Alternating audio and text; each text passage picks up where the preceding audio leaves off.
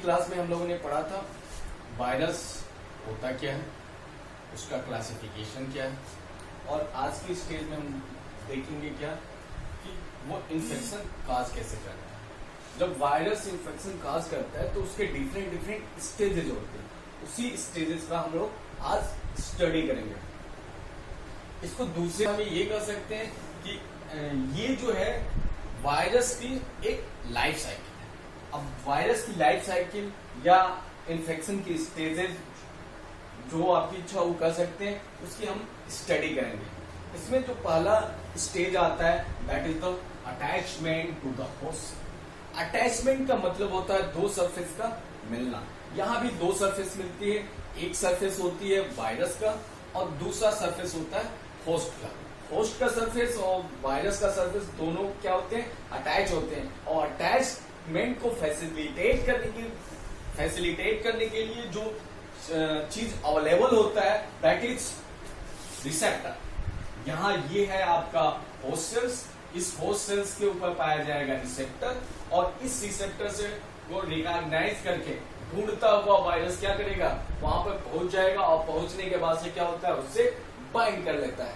अब इस रिसेप्टर का एग्जाम्पल देख लेते हैं। इस रिसेप्टर का एग्जाम्पल देखें तो पहला एग्जाम्पल आप नोट डाउन कर लीजिए, that is the CCR5 chemokine cell membrane receptor number 5। ये रिसेप्टर पाया जाता है आपके CD4 सेल्स के ऊपर। CD4 सेल्स क्या है, CD4 sales monoclonal antibodies cell है।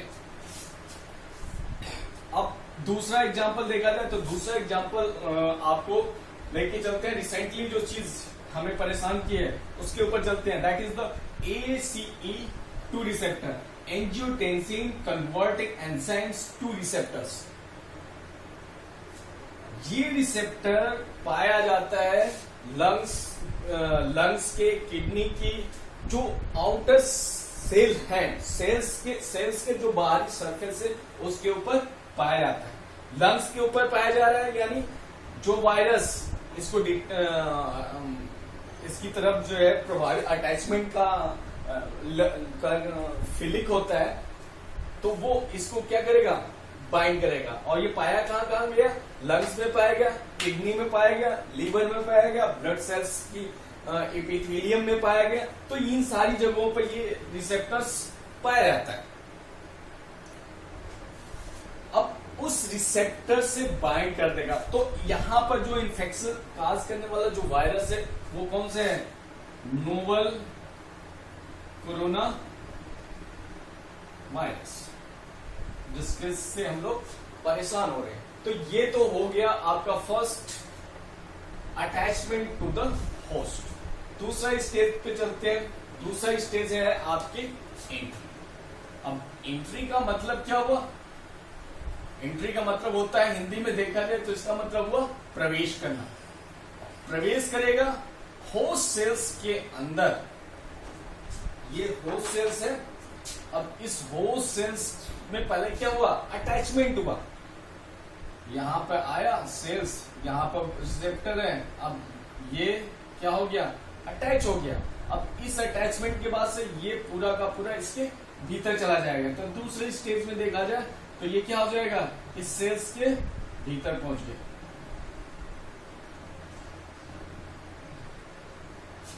This is the entry. अब इस एंट्री के बाद इस एंट्री में होगा क्या, इसका जो अपेंडिकुलर्स हैं, जैसे कोरोना वायरस में देखा जाए, कोरोना वायरस में देखा जाए तो जो कोरोना है यानी उसकी बीम की तरह इन्वॉल्व के ऊपर बीम की तरह चीजें लगी पड़ी कोरोना की तरह। जैसे सूर्य की चारों तरफ किरणें दिखाई जाती हैं, वैसे इस वायरस के चारों तरफ किरणें की तरह है प्रोटीन मॉलिक्यूल्स है। वो क्या हो जाएगा, वो हट जाएगा और पूरा का पूरा एंट्री कर जाएगी। वायरस जो है होस्ट सेल्स के अंदर एंट्री कर जाएगा। अब इस होस्ट, ये तो हुआ दूसरा स्टेज। तीसरा स्टेज है अनकोटिंग ऑफ वायरस। अनकोटिंग का मतलब हुआ जो वायरस के ऊपर कोट लगा हुआ है। कोट दो है, कल की क्लास में हम लोग ये देखा था कि कोट है क्या। अब कोट कौन है, इन्वोलप है और उसके भीतर कैप्सिड है। अब यहां पर ध्यान देने वाली बात वो है कि बहुत तेरे वायरस ऐसे हैं जिनके ऊपर कोटिंग है ही नहीं है, यानी वो नेकेड वायरस है। तो उन नेकेड वायरस में इन्वॉल्व जब है ही नहीं तो कोई बात ही नहीं है। एक पतली सी झिल्ली होगी, वो भी जो एंट्री के टाइम में जो है खत्म हो जाती है। तो यानी वहां पर क्या आपको मिलेगा, सिर्फ और सिर्फ कैप्सिड मिलेगा। तो इस सेल्स के भीतर जो साइटोप्लाज्म है, इस साइटोप्लाज्म के भीतर लाइसोसोमल एंजाइम्स होंगे। वो लाइसोसोमल एंजाइम्स इस वायरस के जो कोटिंग है उस कोटिंग को क्या कर देता है, जला देता है, गला देता है। अब गला देगा तो क्या निकलेगा, वायरस से अब निकलेगा क्या, अब इसकी जो बाहरी लेयर है एक तरफ से खत्म हो गई। अब खत्म हो गई है, यहां से ये कैप्सिड है, कैप्सिड भी खत्म हो गया। तो भीतर क्या आपके पास बचा, इसके भीतर बचा आपका जीनोम। क्या बचा, जीनोम। और ये जीनोम या तो डीएनए होगा और या तो आरएनए होगा। अब ये जीनोम या तो होगा डीएनए या होगा आरएनए। अब आता है नेक्स्ट स्टेप, चौथा स्टेप में लिखा गया है कि formation of double stranded DNA from the RNA. यानी ये स्टेज, फोर्थ स्टेज सिर्फ और सिर्फ किसमें होगा, आरएनए वायरसेस में होगा, डीएनए वायरस में होगा। लेकिन वहां पर डबल स्टैंडर्ड डीएनए नहीं बनाना होगा, वहां कुछ और भी करना होगा। इसलिए जब दोनों का टिपिकल वायरस की साइकिल देखते हैं तो वहां पर इस फोर्थ स्टेज को बहुतेरे बुक्स में इसको लिख दिया गया बायोसिंथेसिस। बायोसिंथेसिस में भीतर सेल्स के भीतर बहुत सारी चीजें बनती है, ऐसे ही इस सेल्स के भीतर क्या होती है, बहुत सारी चीजें बनती है। और स्पेशली जो बनता है वो एक्टिवेशन के लिए होता है, इन्फेक्शन के लिए होता है। तो यहां पर देखते हैं fourth stage, that is the formation of double standard DNA from the RNA. ये बनता कैसे है, इसको बनने के लिए ये बहुत इंपॉर्टेंट है फार्माकोलॉजी के पॉइंट ऑफ व्यू से। इस स्टेज में अब मीडियम में आपका सिंगल, अब मीडियम में आपके पास क्या हो गया, आरएनए की एक स्ट्रैंड पाई गई और ये होस्ट का न्यूक्लियस है। अब इस कैप्सिड के भीतर ही आरएनए के, कल की क्लास में भी ये बताया था, इस कैप्सिड के भीतर आरएनए वायरसेस में इस कैप्सिड के भीतर एक एंजाइम्स पाया जाता है। वो एक एंजाइम्स पाया जाता है, कौन सा एंजाइम्स, रिवर्स ट्रांसक्रिप्टेस। ट्रांसक्रिप्शन के प्रोसेस को क्या करना है, उल्टा करने वाला एंजाइम्स है। और ट्रांसक्रिप्शन में होता क्या है, डीएनए से आरएनए बनता है। अब यहां पे क्या होगा, आरएनए से डीएनए बनेगा, यानी क्या होगा, डबल स्टैंडर्ड बनेगा। अब ये डबल स्टैंडर्ड बनता कैसे, वो थोड़ा सा देख लेते हैं। ये जो रिवर्स ट्रांसक्रिप्टेज एंजाइम्स है वो इस आरएनए की जीरोक्स कॉपी बना लेता है, जीरोक्स कॉपी बनाएगा। ये है इसकी एक जीरोक्स कॉपी बनाएगा। अब जीरोक्स कॉपी बनाएगा यानी एक फोटोस्टेट, इसी आरएनए का एक फोटोस्टेट निकाल देता है। अब जब फोटोस्टेट आ गया, ये एक फोटोस्टेट बन गया। अब ये दो हो गए, अब दोनों के बीच में क्या आ जाता है, हाइड्रोजन बाइंडिंग बन गई।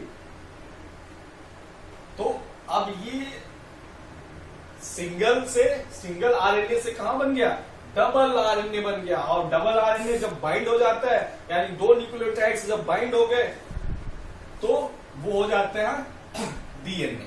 इसीलिए हमने यहां पर मेंशन किया double standard DNA from the RNA. अब next stage, that is the बहुत इंपॉर्टेंट स्टेज है, that is the incorporation of double stranded DNA into the host DNA. Incorporation of double stranded DNA into the host DNA. ये host का cell है, host cell में ये क्या है, nucleus है। और यहां पर आपके पास अब क्या डबल स्ट्रैंडेड डीएनए है। अब ये डबल स्ट्रैंडेड डीएनए मूव करेगा कहां पर, होस्ट के न्यूक्लियस के भीतर। या ये भी कर सकते हैं, ये या तो ये सेल्स के भीतर बन जाए, साइटोप्लाज्म में बन जाएगा, और नहीं तो ये कहाँ, यहाँ पे जाके आरएनए जो है डीएनए में बनेगा। तो ये अलग अलग वायरसेस में अलग अलग तरीके से देखा गया, मैकेनिज्म अलग अलग है, लेकिन फाइनली ये कहाँ मूव कर जाएगा, फाइनली ये मूव करेगा न्यूक्लियस के भीतर, जहां पर आपका होस्ट का डीएनए मौजूद है। अब होस्ट के डीएनए में क्या करता है, डीएनए को एंजाइम्स इसके अंदर काटने वाले लाइगेज एंजाइम्स पाए जाते हैं, उस डीएनए को कहीं से क्या कर देते हैं, काट देते हैं। सपोज दैट यहाँ से काट दिए, और यहाँ से काटने के बाद जब काट दिए तो 2 स्ट्रैंड हो गया। अब ये आरएनए, ये जो है वायरल डबल स्ट्रैंडेड डीएनए क्या होता है, इसमें मूव करके ये क्या कर देता है, यहाँ पे बाइंड हो जाता है, और दूसरे साइड पे फिर से बाइंड हो जाता है क्या चीज, होस्ट डीएनए। यानी अब ये जो नया डीएनए बना, उस नए डीएनए में क्या है, होस्ट का डीएनए है और वायरस का डीएनए है, और ये एक स्पेसिफिक एंजाइम्स के प्रेजेंस में होता है। वो एंजाइम्स है आपको इंटीग्रेज एंजाइम्स। इंटीग्रेज एंजाइम्स, अब ये इंटीग्रेज एंजाइम्स इसको इनकॉर्पोरेट होस्ट डीएनए के भीतर वायरल डीएनए को क्या कर देता है, इनकॉर्पोरेट कर देता है। अगर अब नेक्स्ट स्टेप में देखा जाए तो ट्रांसक्रिप्शन का मतलब क्या हुआ, डीएनए से आरएनए बनना। अब नेक्स्ट स्टेज में देखा जाए तो